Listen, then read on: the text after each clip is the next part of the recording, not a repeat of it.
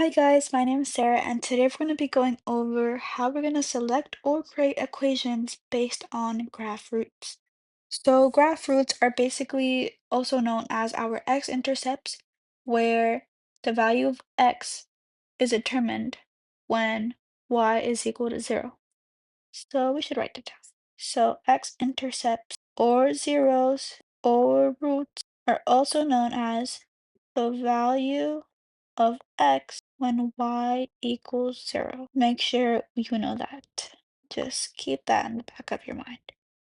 Another thing that you want to remember is how we determine certain types of graphs based on their end behavior. So remember, whenever we have a degree or an exponent, our highest exponent, whenever it's an even number, so let's say we have x squared, here the number 2 is an even number.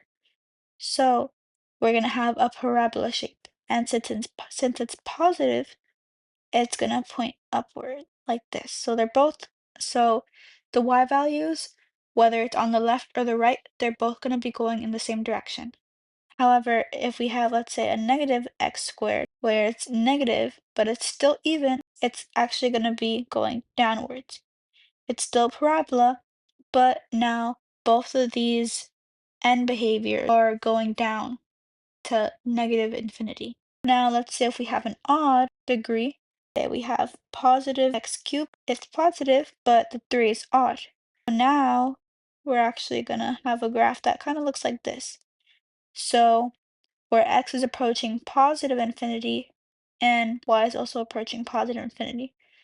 But when x is approaching negative infinity, y is also going to approach negative infinity. So what we see here is that instead of going in the same direction, now they're going in opposite directions. But let's say we have a negative x cubed where it's negative and it's odd. Now it's going to look something like this, where as is approaching positive infinity, y is going to be approaching negative infinity. And as x is approaching negative infinity, y will be approaching positive infinity.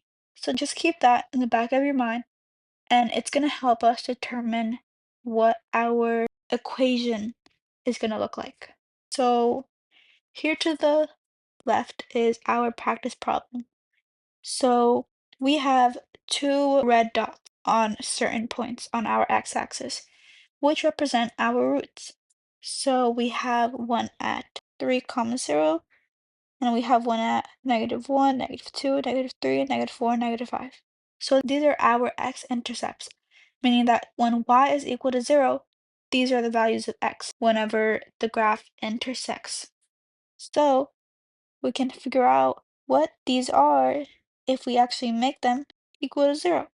So when we add 5 on both sides to isolate the x variable, we're going to get that x is equal to 5. And when we minus 3 on both sides to isolate the x, we're going to get that x is equal to -3. So these are our x-intercepts. X equals 5 and x equals -3. So these are the numbers that we're going to use in our equation.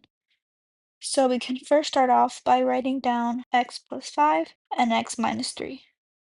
But we're not done. We notice something, right? We notice that our end behavior is looking a lot like an odd graph, where the degree is odd. And if we look back at our notes, it's representing a positive and odd end behavior, because x is approaching positive infinity and y is approaching positive infinity. But when x is approaching negative infinity, y is approaching negative infinity. So now we have an even better idea of what kind of degree we should be getting. So we have to take our multiplicity into account. Our multiplicity is basically just how many times we're multiplying these numbers. So let's say let's say we have x plus 2 squared and x plus 1. The multiplicity for x plus 2 is 2 because it's being multiplied 2 times. It's basically just a degree. And x plus 1 has a multiplicity of 1 because it's just being multiplied 1 time. So now that we know that, now we can figure out what the multiplicity is. So if we look at our graph, we see a parabola-looking shape within our graph, right here. We see that our parabola is looking downwards, but it's still a parabola. So what this means is that we're going to have a multiplicity of an even number, and that's going to be 2. And we see that it goes right through here at 3. And since it's going right through, it's only going to have a multiplicity of 1.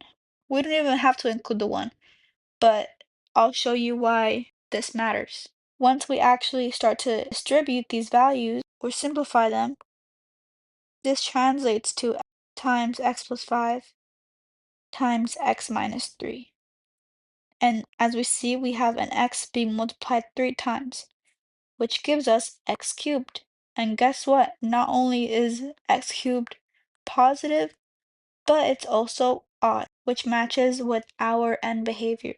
So just to reiterate, whenever the graph crosses the x-axis at the root right away, then the corresponding factor is raised to the multiplicity of 1. But if it bounces off the x-axis at a root, then the corresponding factor would be raised at an even power, which is most commonly 2. So once again, at -5, 0 on the x-axis, we can see that the graph kind of bounces back down, but then it goes right back up and straight through 3, 0, meaning that it has a multiplicity of 1.